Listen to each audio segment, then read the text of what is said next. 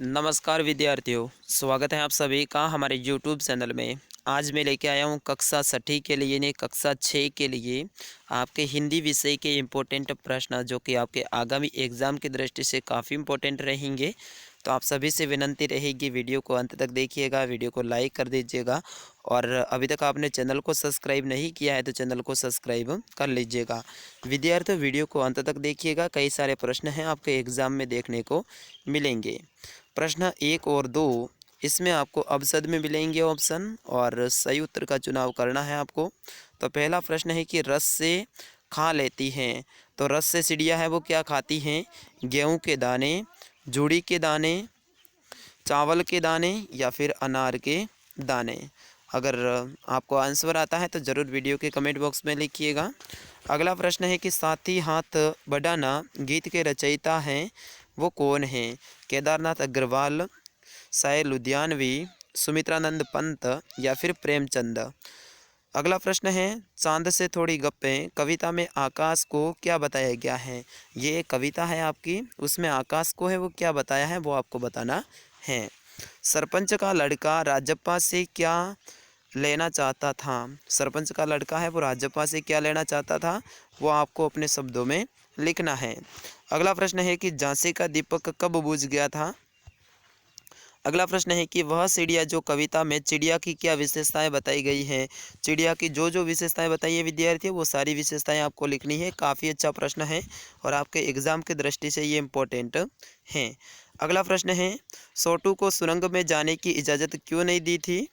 पाठ के आधार पर आपको बताना है। सोटू नाम का जो लड़का था उसको सुरंग के अंदर जाने के लिए क्यों मना कर दिया था, उसको इजाज़त नहीं दी थी? पाठ में क्या क्या बताया है उसके आधार पे आपको बताना है। अगला प्रश्न है कि गीत के सीने और बाहों को फौलादी क्यों कहा गया है? गीत के सीने और बाहों का फौलादी क्यों कहा गया है? ये प्रश्न काफ़ी इंपॉर्टेंट है आपके परीक्षा की दृष्टि से।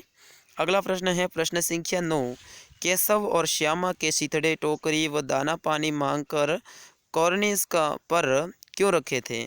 ये आपको बताना है। अगला प्रश्न है मोहन के ऐसे ऐसे कहने पर क्यों घबरा रही थी? अगला प्रश्न है लेखक ने राजा के टिकट इकट्ठा करने की तुलना मधुमक्खी से की क्यों की थी? यह आपको बताना है। ये प्रश्न वेरी वेरी इंपॉर्टेंट है विद्यार्थियों, याद कर लीजिएगा, काफ़ी इंपॉर्टेंट हैं ये आपके परीक्षा की दृष्टि से कि लेखक ने राजपा के टिकट इकट्ठा करने की तुलना मधुमक्खियों से क्यों की थी। अगला प्रश्न है ये तो वेरी वेरी इंपॉर्टेंट है कि झांसी की रानी कविता के आधार पर रानी लक्ष्मीबाई की विशेषताएं बतानी हैं।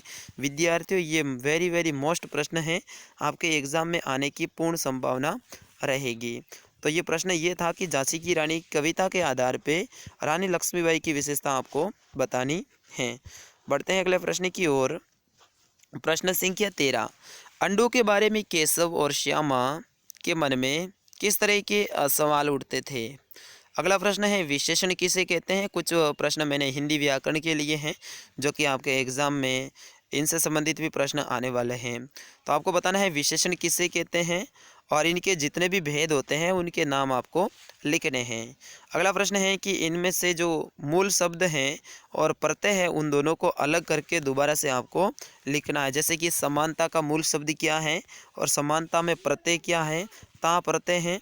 इसी तरह से भारतीय में मूल शब्द क्या है और प्रत्यय क्या है, फिर दोनों को फिर से साथ में लिखना है। गरीबी और रंगीला इनका लिखना है। काफ़ी इंपॉर्टेंट ये प्रश्न रहेंगे। अगला प्रश्न है कि विलोम शब्द लिखना है आपको इन शब्दों के। जैसे फूल का विलोम क्या होगा? फल, है कि नहीं? फल का विलोम क्या होगा? राजा का विलोम क्या होगा? उत्थान का विलोम क्या होगा?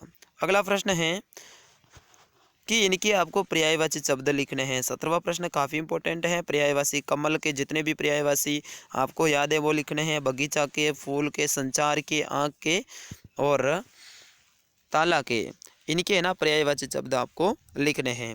18वां प्रश्न है कि निम्न शब्दों के लिंग परिवर्तन कीजिए, यानी लिंग परिवर्तन करना है। शीशे हैं तो इनको शीशाएँ बना देना, शीशिया बना देना है। नौकर हैं तो नौकरानी बना देना है। छात्र हैं तो छात्रा बना देना है।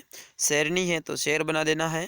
विद्वान है, इस तरह से इनके लिंग भेद आपको लिंग परिवर्तन करना है। अगला प्रश्न है किसी एक पर निबंध लिखना है। 4 ऑप्शन है, 4 में से आपको जो भी आता है उसके ऊपर एक निबंध लिखना है।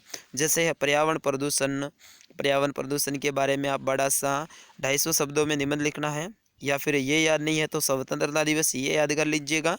यदि आप अध्यापक होते हैं, ये काफ़ी इम्पोर्टेंट है, ये भी याद कर लीजिएगा आप।